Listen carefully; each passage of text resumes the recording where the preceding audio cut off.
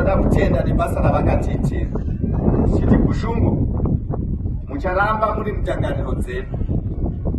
Ticharamba tichikurangarirai nezvamakatiitira kuti tikwanisewo kumira tichiita zvatiri kuita kuburikidza nekusunungurwa kwatakaita.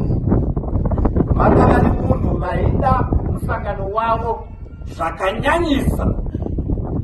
Hapana munhu muno muZimbabwe anoda ZANU-PF kana kuti aida ZANU-PF kudarika vaMugabe. Iye the party at heart. Toda kuvatenda nekubatanidza kwavakaita mhuri yeZimbabwe.